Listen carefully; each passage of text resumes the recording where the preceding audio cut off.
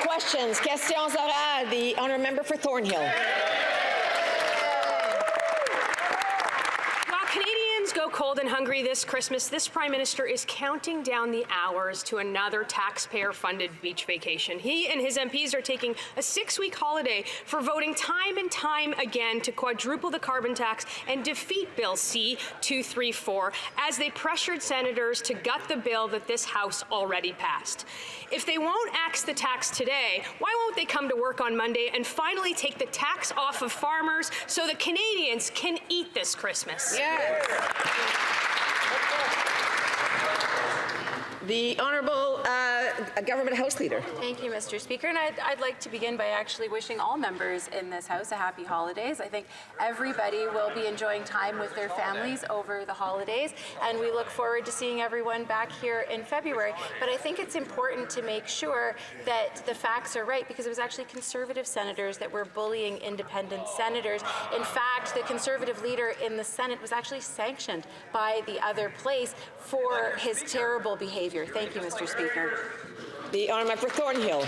Speaker, we all know that the biggest bully in this House is the Prime Minister, and he is squashing any hope that Canadians had for getting relief this holiday season. They are doubling down once again on their plan to quadruple tax on gas, on groceries, on home heating, and on everything else. There is hardly enough money for food, let alone Christmas presents. 2 million people are eating in a food bank, families are left to skip meals, and children write Santa asking for warm boots rather than toys. Why do these Liberals insist on making Santa deliver the basic necessities instead of toys this Christmas? Yeah. The Honourable Parliamentary Secretary to the Minister of Environment and Climate Change. Thank you very much, Madam Speaker. I too would like to wish everybody in this House a Merry Christmas, a Happy Hanukkah, and a Happy Holidays, and a Happy New Year. And I also hope that the Conservatives come back willing to work in the new year. But, Mr. Speaker, Conservatives continue to take farmers for granted. Not only do they vote against Canadian farmers, they've also abandoned Ukrainian farmers, Madam Speaker. Ukraine is the breadbasket of the world, Madam Speaker, and time again, they've been given the opportunity to vote for the Canada-Ukraine Free Trade Agreement, and disappointingly, they voted against it every single time.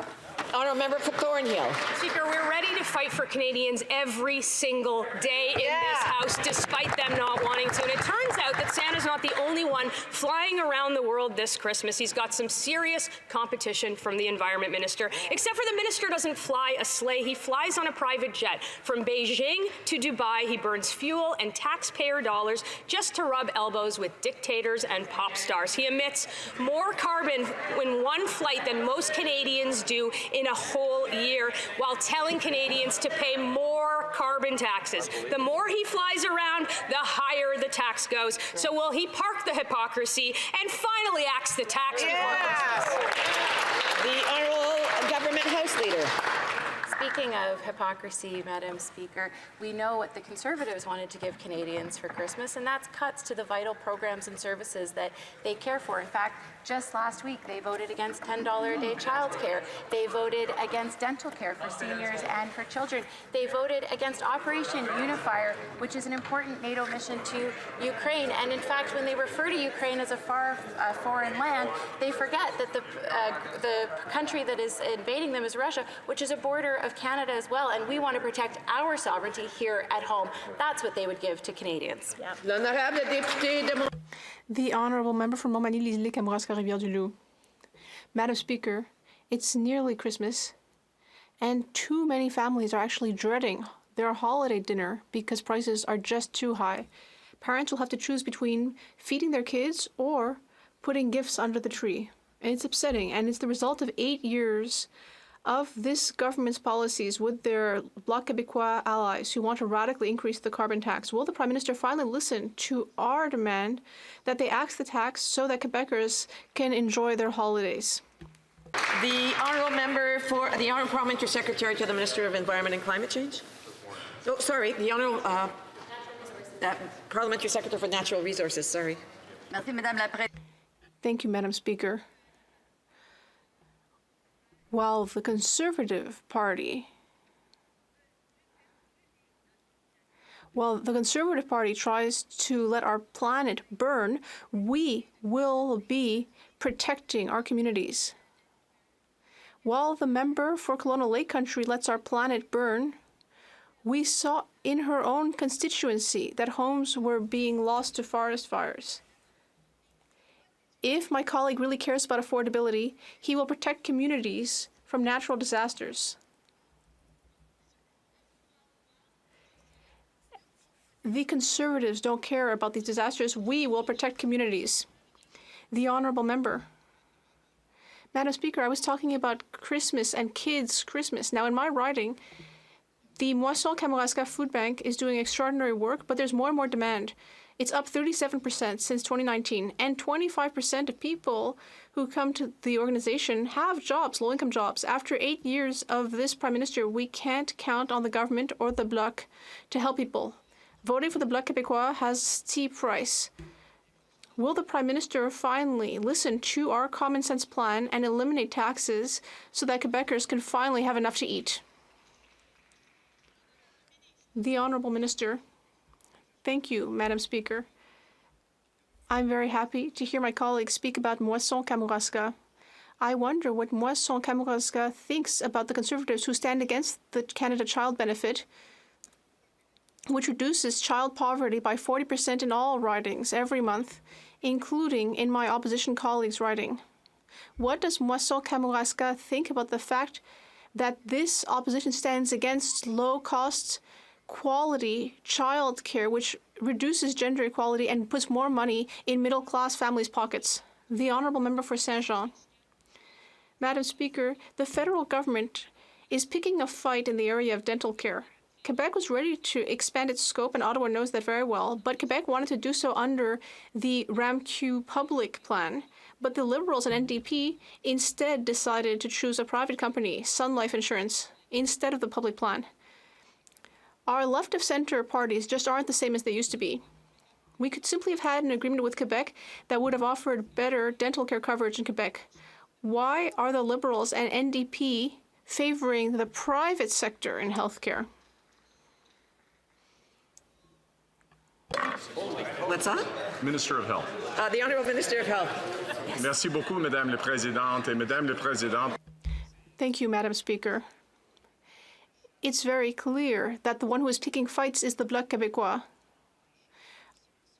Our party, our government, is looking for solutions. To restart, because we can't hear him, because I know you all love his jacket and it looks great on him. He's going out this year in style, and it's lovely. But I just want to remind members, we need to hear what the Honourable Minister has to say. The Honourable Minister. Joyce. Yes, happy holidays, Madam Speaker. It's very clear that it is the Bloc Québécois that's picking fights, whereas we are looking for solutions to ensure that everyone throughout the country can access dental care. I had good conversations with the Minister of Health, Minister Dubé in Quebec, and I am certain that we can find a productive solution to ensure that dental care is available everywhere. The Honourable Member for Saint-Jean. We're not picking fights, Madam Speaker. We are instead trying to protect our areas of jurisdiction, because that's what it takes to protect our capacity as a nation to make different choices. Quebec wanted better public coverage of dental care, but instead we're going to have more private intervention in the healthcare sector, thanks to the Liberals and the NDP. And this is not just any old insurance company. Sun Life left Quebec in 1978 when they were asked to work in French under Bill 101. Why not respect the will of Quebec? Agree and improve our public healthcare system. The Honourable Minister of Health. Madam Speaker, there's good news. Dental care will be available for everyone throughout the country. Quebecers, Canadians, that's good news. And I wonder why the Bloc Québécois is upset about it. It's really good news for everyone. Yes, there are still details to be refined, and we will speak about that with Quebec to ensure that we reach the right result. But Our goal is to improve the quality of health throughout the country. Westminster Burnaby. We all know Canadians are better off when New Democrats are fighting for them in Ottawa. And here's what we exceeded in fighting for in this session: anti-scab legislation to empower workers to fight for better wages and working conditions. For Indigenous, by Indigenous housing to build suitable, affordable homes for First Nations, Inuit, and Métis peoples. National child care and dental care, putting thousands of dollars back in the pockets of Canadians. While the Conservatives vote to gut and cut these services, New Democrats are delivering results, and we'll keep fighting in the new year. But why does this government always wait for the NDP to force them to deliver? The Honourable Government House Leader. Thank you, Madam Speaker. Look, we are very proud of the record that we have delivering $10 a day childcare for families across this country, delivering dental care for low and moderate income children and seniors throughout this country, when we are delivering a sustainable future for Canadians across this country. Madam Speaker, this government is here every day fighting for Canadians, and we are happy to work with any party in this House that wants to support Canadian families, Canadian workers, and the future of this country. Thank you, Madam Speaker. The Honourable Member for New Westminster Burnaby. Thanks to the NDP, Quebecers and Canadians are seeing concrete results: funding for social housing, anti-scab legislation, dental care for millions of Canadians and Quebecers, consumer protections. Just in Quebec alone, nearly 50% of the population will benefit from the NDP's dental insurance. And while Conservatives try to cut services, the NDP is delivering. We know that if we weren't pushing them, the Liberals would drag their feet. Why do the Liberals always wait for the NDP to push them before delivering the help that people need? The Honourable Minister of Health. Thank you, Madam Speaker. And this is why it's so important to work together. To not always simply be attacking, criticizing, and making noise. I really appreciate it when parties present solutions, because this is a difficult time the world over, and it's a good time to work together and find solutions like dental care and other results that this government has brought in for all Canadians. The Honourable Member for Bellechasse-Deschaines-Lévis.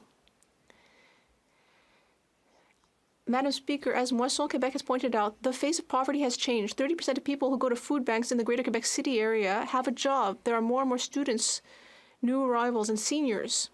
That's the legacy of this Liberal government and its allies in the Bloc Québécois, who want to radically, as I'll remind you, increase the carbon tax, which is making the prices of everything go up.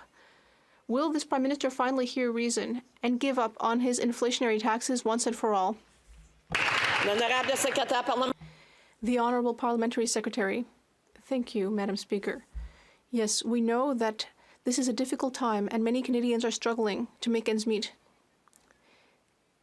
It's especially disappointing, with that in mind, that last Friday the Conservatives voted against measures like, for example, the strategy for a school lunch program. We know that children learn better when they have had a good meal. Last week, the Conservatives showed their true colors by voting against that motion. The Honourable Member, I'd like to know what my colleague thinks about our food banks that can barely keep up with demand. For example, La Boucherie Généreuse in Quebec City is preparing twice as many food baskets compared to 2 years ago. That food bank is making miracles, but they still don't know how they're going to manage to get through the next few months. That's the result of the Bloc Liberal coalition. If you vote for the Bloc Québécois, you'll pay a steep price. Will this Prime Minister finally listen and ask the tax to enable families to finally have enough to eat, especially at Christmas, Madam Speaker? The Honourable Minister. Thank you, Madam Speaker. I'd like to thank my colleague for the question. And I'm glad she also mentioned La Boucherie Généreuse in Quebec City, an organization that I know very well, and which is also wondering how the Conservatives can stand against the Canada Child Benefit, which every month reduces child poverty by 40% in the Quebec City region. and which helps almost 400,000 children throughout the country.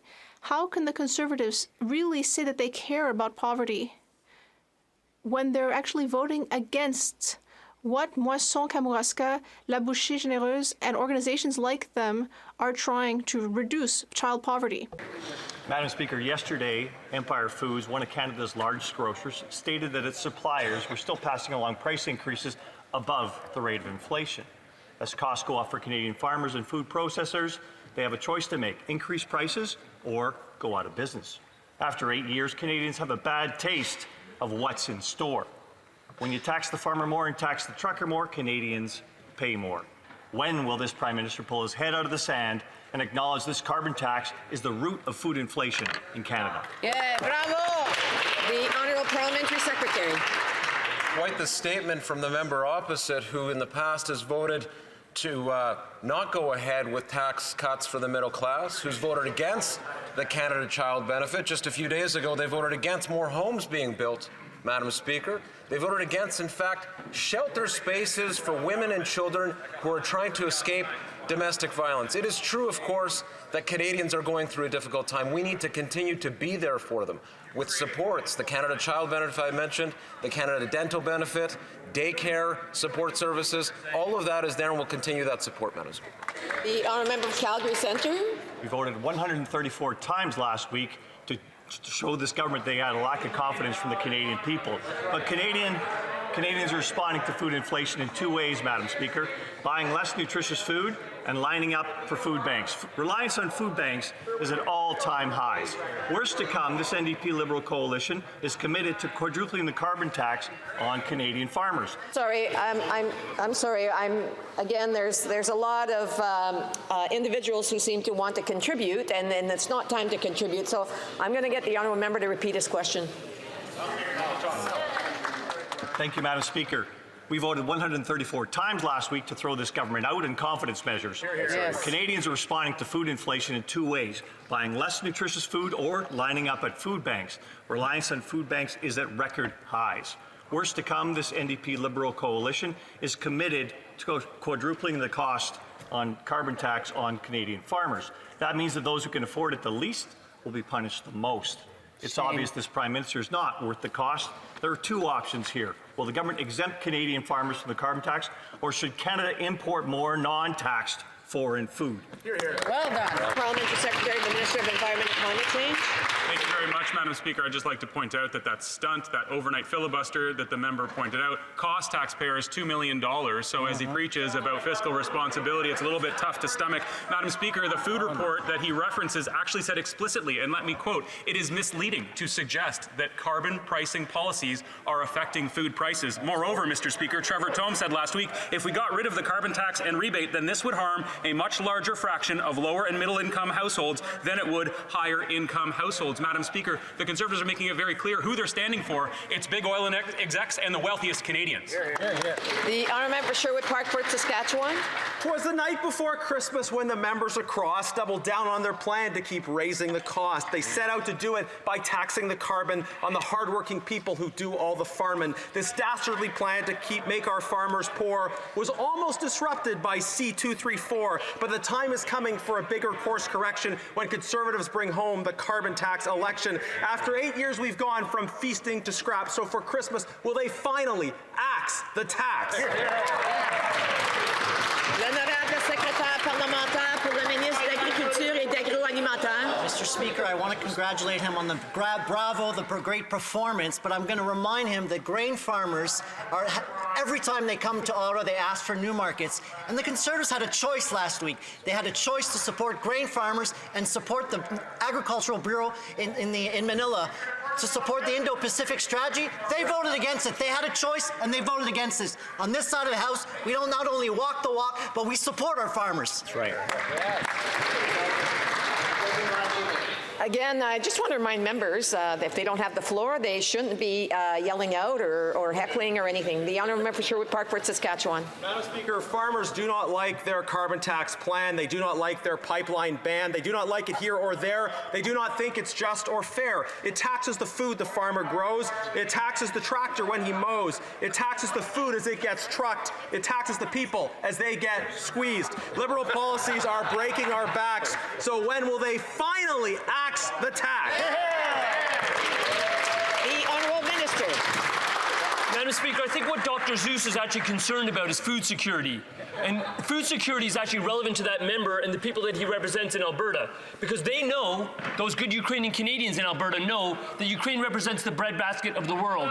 But you know it's not just Ukrainian Canadians that are disappointed in that member in his caucus. It's Polish Canadians, it's Baltic Canadians, it's every Eastern European person who stands against the authoritarianism of Vladimir Putin. That member has been noted for his combating communist authoritarianism. Where was he last week when we voted on that?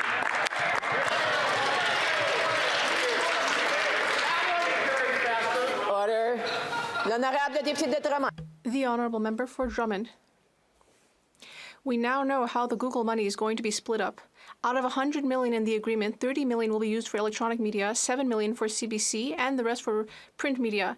That is not going to fix the media crisis. Not for newspaper, not for TV or radio, not at all. And $7 million for CBC? Really? Every dollar counts and could help to save a local or regional newspaper or radio station. So will the Minister of Heritage ask CBC to not reach into that too small cookie jar? Climate change? Merci, Madame la Présidente. Thank you, Madam Speaker. I appreciate my colleague's question. Last month, we announced a historic agreement with Google. It will be paying our journalists for their important work. That agreement will enable newsrooms to continue producing local content for their communities. We know that all media are in a crisis, and we are doing our part so they can continue informing Canadians throughout the country. The honourable member. Well, if the government were able to promise that the $7 million would enable Radio-Canada to rehire the 600 people laid off, we might reconsider. But $7 million, while it may be just a drop in the ocean for public media, it's a colossal amount for our small local media. We could easily recuperate $7 million by canceling Christmas bonuses for the Friends of Catherine Tate or 1 or 2 trips to Australia. Will the government guarantee that CBC will not try to get money from the fund? The Honourable Parliamentary Secretary. Thanks again, Madam Speaker. We know that the Conservatives do not value journalists' work, but that's not the case for us. More than 500 newsrooms have had to close over the last 10 years. And that is why we brought in the Online News Act in order to create a fairer environment for journalists versus the web giants. We are at the final stage of C18. Thank you. The honourable member for Saskatoon West. Madam Speaker, after 8 years, the NDP Liberal government has driven up the cost of food for everyone. Canadians know that when you slap a carbon tax on a farmer and then a trucker, these added costs are going to be paid by consumers. Anthony, a dairy farmer in Saskatoon, is currently paying $55,000 every year in carbon tax. It is clear for dairy farmers that this Prime Minister is just not worth the cost. Does the Prime Minister want Anthony to raise prices on consumers, or does he want him to cut production so Canadians are forced to buy dairy from polluting foreign countries? Parlementaire pour le ministre de l'Agriculture et de l'Agroalimentaire. Madam Speaker, it is Christmas season, and I actually want to thank all the farmers who are providing food for Canadians. But the honourable member is not telling his constituent and his dairy farmers that last week he had a choice. He had a choice to support dairy farmers and all supply managed sector, and he voted against dairy farmers. He voted against the poultry sector. He voted against the turkey sector. Madam Speaker, the Conservatives love to talk, but when it actually comes to supporting dairy farmers and the supply managed sector, they're nowhere to be found. Right. The honourable member for Saskatoon West. Madam Speaker, Canadians do not have confidence in this government, and I'm proud to say that our party voted non-confidence in this government 135 times. Madam Speaker, it gets worse. Instead of supporting Bill C-234 to reduce the cost of food by removing the carbon tax on farmers, this NDP Liberal government is going to quadruple the carbon tax. This will balloon Anthony's carbon tax bill from $55,000 to $220,000 every year. This is guaranteed to increase the price of dairy for Canadian consumers. Madam Speaker, what does the Prime Minister want Anthony to do? To raise prices or cut production and force Canadians to import dairy from polluting foreign farms? Madam Speaker, I want to thank my honourable colleague for his question. I see the enthusiasm they have on a particular bill on the other side. I don't hear them as loud for supporting C-282, a bill that we unanimously supported on this side of the House that supports supply manage. Where is that member's support for C-282 that's on the other side of the House, which supply manage sector dairy farmers, turkey farmers, the egg farmers, and the chicken farmers are all asking us to support? Where is that member in that party's caucus support for C-282? That's right. The honourable member for Portage-Lisgar. Madam Speaker, this Prime Minister's carbon tax is taking direct aim at Canadian farmers and hitting our grocery prices. This Liberal government doesn't know Jack, who's a grain farmer from southern Manitoba, who's paying $6,000 in carbon taxes on his most recent bill. And when this Liberal government quadruples their punishing carbon tax, he'll be paying $24,000 in a single month. How will the Prime Minister advise that Jack pays that $24,000? Will he be raising prices on Canadians, or should Jack cut back on production, or should Canadians be forced to import more polluted foreign food from foreign farms? Honourable Minister. The member from Portage-Lisgar should be embarrassed and he should be ashamed of himself. Last weekend, during the temper tantrum, he voted against Prairie Scan, an initiative, an organization that has invested millions of dollars in Portage-Lisgar. He voted against them. He voted against the Human Rights Museum, Canada's only major national museum in Western Canada. He voted against Ukrainian immigrant settlement services in Manitoba. He should be ashamed. The honourable member for Portage-Lisgar. Madam Speaker, I am so proud, and my constituents are extremely happy that I voted non-confidence against this government 135 times last week. And it's become clear after 8 years that this Prime Minister is simply not worth the cost. Certainly not to Jim in my riding, who's paying $5,000 a month to heat his poultry barn, and this NDP Liberal coalition is planning on quadrupling that, costing him $20,000 a month. So how do they expect Jim to pay that $20,000 a month? Is he going to cut back on production, raise prices for Canadians, or are we going to be forced to import food from more polluting foreign farms? The Honourable Government House Leader. Thank you, Madam Speaker. As members of Parliament, we are representatives of the constituents in our ridings, and they send us to Ottawa with one very important job, and that's to vote on government policies and programs. And last week, the Conservatives voted on over 120 items that Canadians depend on. And that member and all the members of the Conservative Party voted against farmers. They voted against supporting supply-managed sectors like poultry, dairy, egg, and turkey.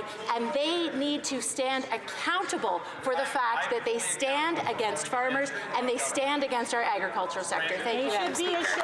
Yeah, it's getting a little loud again. I'm not sure if people are forgetting where they are, but the honourable for North Island, Powell River. Mr. Speaker, Madam Speaker, everyone deserves to know that they'll make it home safely at the end of the day. Weather stations in North Island Powell River are vital to this, but poor upkeep and underfunding by both the Liberals and Conservative governments have left our weather stations in ruins. We need real action now to fix this problem. Will the government make sure these weather stations are working or continue to neglect the maintenance of infrastructure people rely on for safety?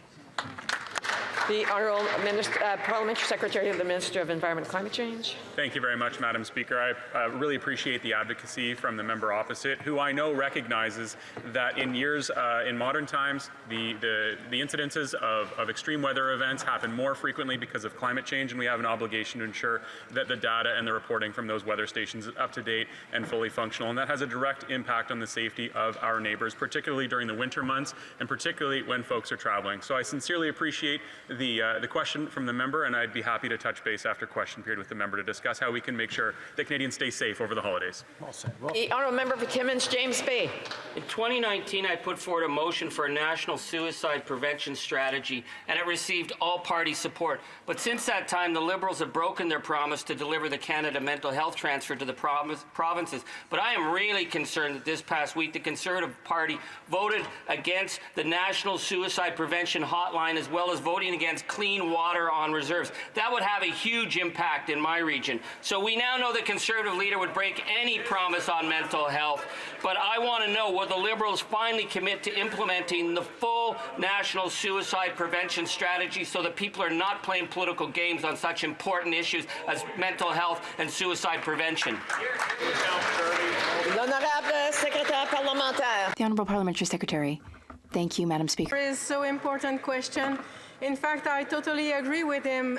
On a commencé cette stratégie. We started that strategy. We continued the strategy by implementing on November 30th the 988 line, the suicide prevention hotline, which has been very successful so far.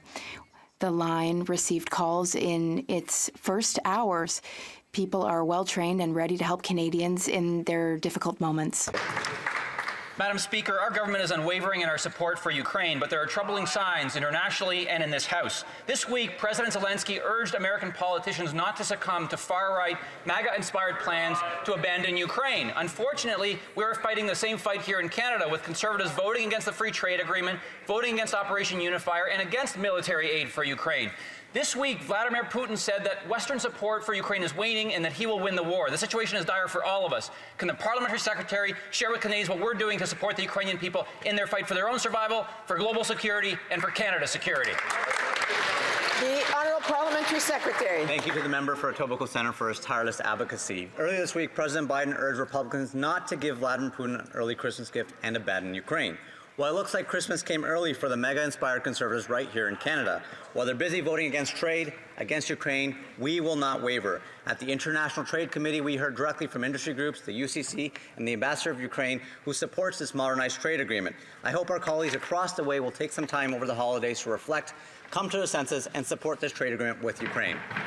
Honourable member for Langley-Aldergrove. Rocky Ridge Turkey Farm in Langley just received their heating bill, $3,000, and shockingly, a quarter of it is carbon tax.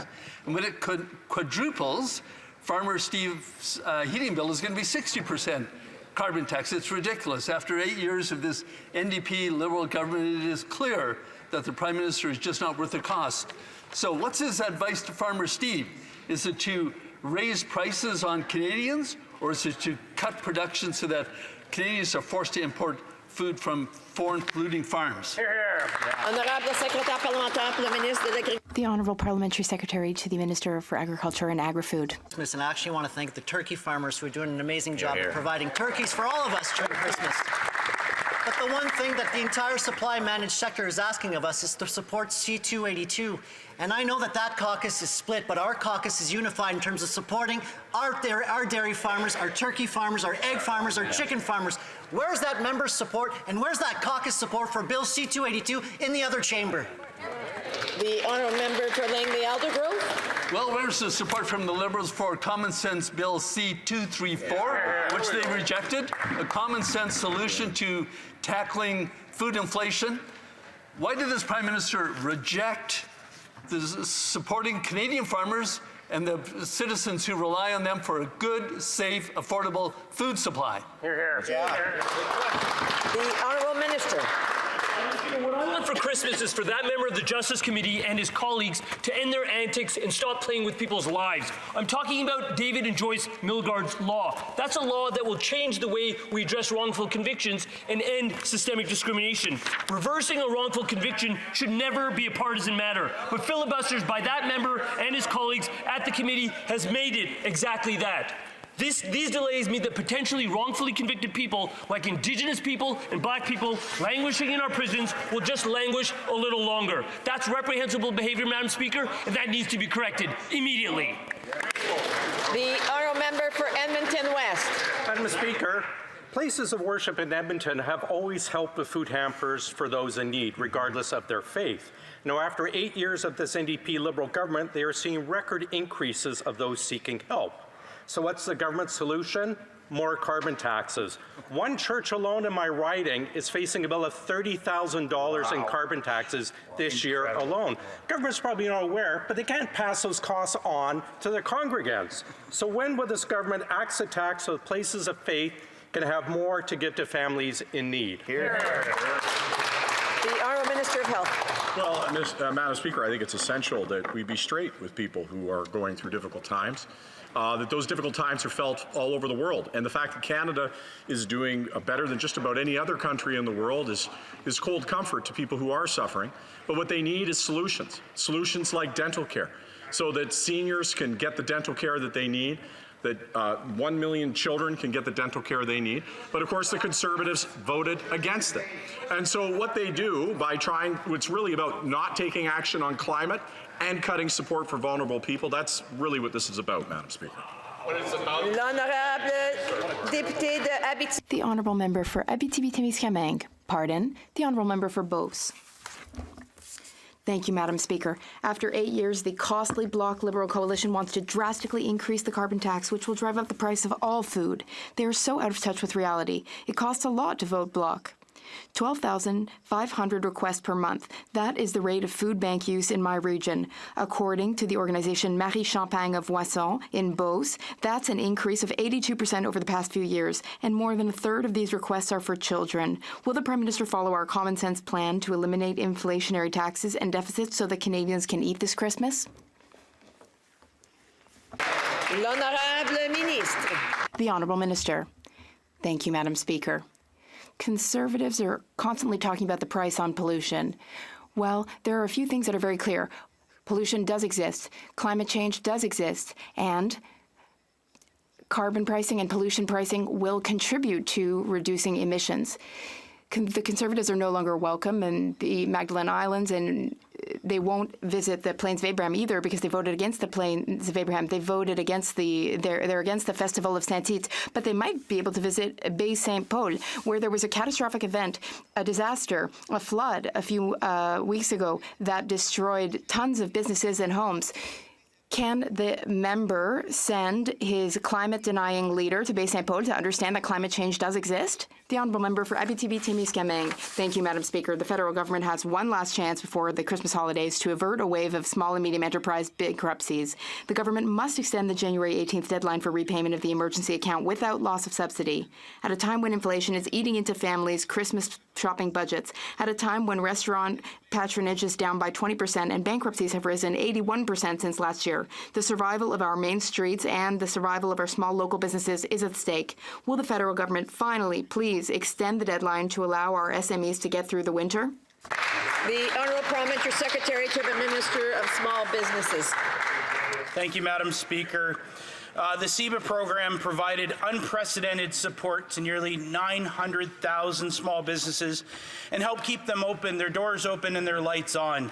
Last year, our government already extended the forgiveness qualification deadline by 1 year to the end of this year. We know that times are still tough, Madam Speaker, and that's why our government extended the full loan for another year, Madam Speaker. We are going to continue to listen to small businesses throughout this time, and we're going to continue to have their backs, Madam Speaker. Thank you. The Honourable Member for Abitibi-Témiscamingue. Thank you, Madam Speaker.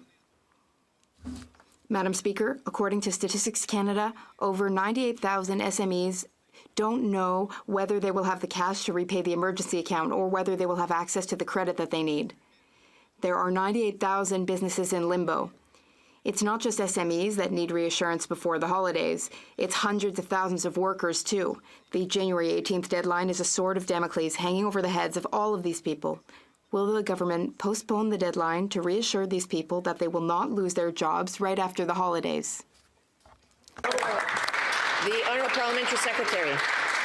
Madam Speaker, that is why we are offering additional flexibilities for small businesses to repay their CEBA loans. This includes a full one-year extension on the term loan repayment deadline, more flexibility on refinancing, and more time to access the loan forgiveness, which is both a balanced and fiscally responsible approach. We know that times are tough, which is why our government will also be cutting taxes for growing small businesses and lowering their credit card fees by up to a quarter, Madam Speaker. Thank you. The honourable member for St. Albert Edmonton. Madam Speaker, the Liberals' billion-dollar green slush fund is mired in corruption. Tens of millions of taxpayers' dollars have been funneled to companies that board members have an interest in. And yesterday at the Industry Committee, the former chair dismissed this corruption as the normal course of business. In other words, it's business as usual. After 8 years of this NDP Liberal government, can the minister explain why corruption and self-dealing are business as usual? The Honourable Parliamentary Secretary. Thank you, Madam Speaker. Let's be clear. As soon as we found out about these alleged allegations, the Department of ISED acted quickly. Minister of Innovation has already accepted the resignation of CEO and Chair. We take these allegations extremely seriously, which is why we're following proper due diligence. Our government is committed to ensure that organizations which receive federal funding adhere to the highest standards of governance. We are committed to get to the bottom of these allegations. Thank you, Madam Speaker. The honourable member for St. Albert Edmonton. Madam Speaker, according to the whistleblower, more than $150 million has been misappropriated by Liberal insiders at the Green Slush Fund. And yet, incredibly, the minister continues to stand behind the board, a board that has engaged in self-dealing to the tune of tens of millions of dollars. This is scandalous. It begs the question, what does the minister know? When did he know about it? And who is he protecting? The Honourable Minister of Health.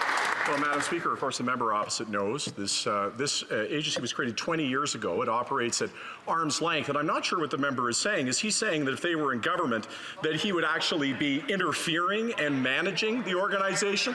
Or is he saying that if he saw malfeasance, that he would do what we did, which is to call in immediately those to review what's occurred? Because what this is really about is them being against taking action on climate change and being beholden to a base that has MAGA values. So again, order.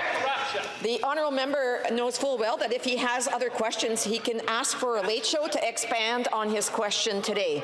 The honourable member for Kamloops Thompson Caribou.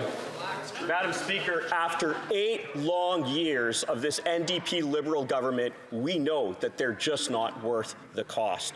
We have this government's billion-dollar green slush fund. And what do we have following that?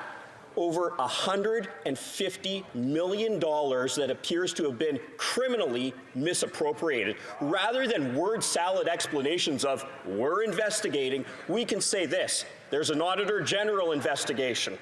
There's an ethics commissioner, or there's an ethics investigation times 2.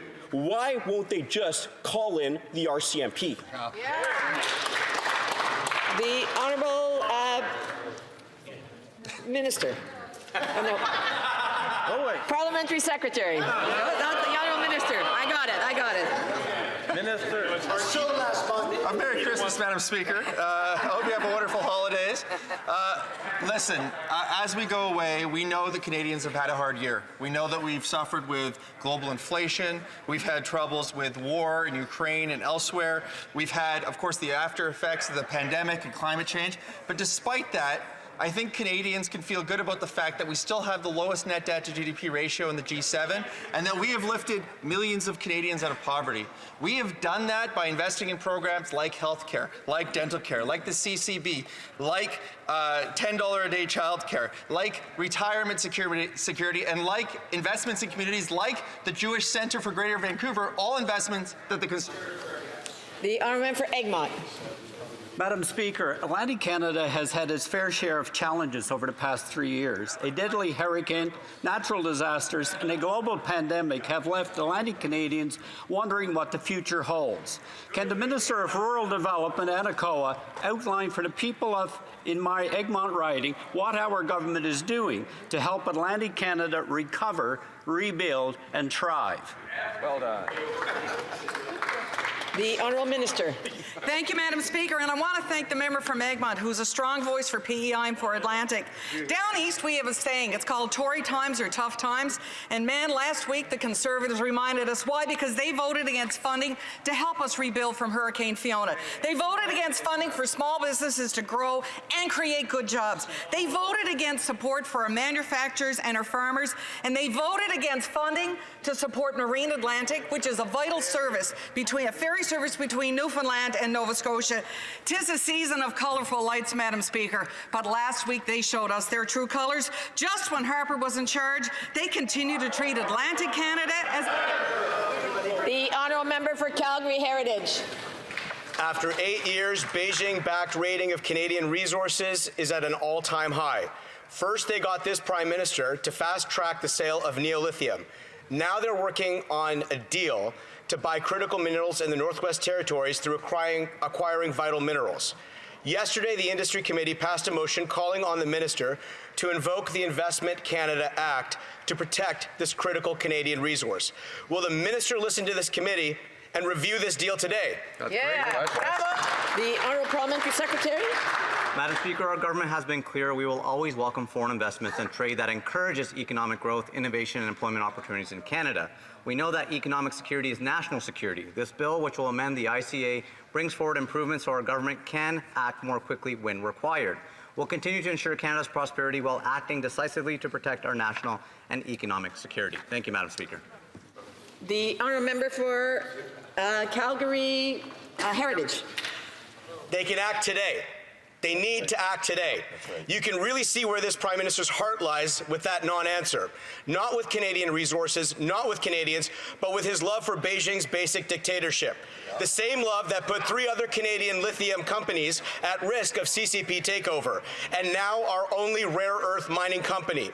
Will the minister do the right thing, put Canadians first, and invoke the Investment Canada Act today? Yay! Parliamentary Secretary. Madam Speaker, the Investment Canada Act provides for the review of the most significant investments by non-Canadians to ensure their likely net benefit to the Canadian economy. All investments, no matter their value, are subject to a national security review under the Investment Canada Act. Therefore, the acquisitions of a Canadian company by a foreign company would be subject to a review under the ICA. Due to the confidentiality provisions of the Act, we cannot comment further on this very concern that the member had. Thank you. The Honourable for Renfrew, Nipissing, Pembroke. Madam Speaker, after 8 years, Canadians know higher food prices are this NDP Liberal coalition's official policy. Bob and Pat down in Douglas just paid $170 in carbon taxes on their propane bill to dry their corn. Now, Bob and Pat cannot pass this carbon tax on to customers. They have to take the market rate. Bob and Pat absorb all the taxes. Will the Prime Minister tell Bob and Pat by how much they have to cut food production in order to stay alive? The Honourable Parliamentary Secretary. Madam Speaker, on behalf of military families across Canada whose loved one deployed as part of Op Unifier to help strengthen Ukraine, I am ashamed that the member opposite, coming from Pembroke, actually voted against, with every Conservative across the way, against funding for Op Unifier and military families. Our children, our family members deployed overseas to support Ukraine, and not one of them supported it. Thank you.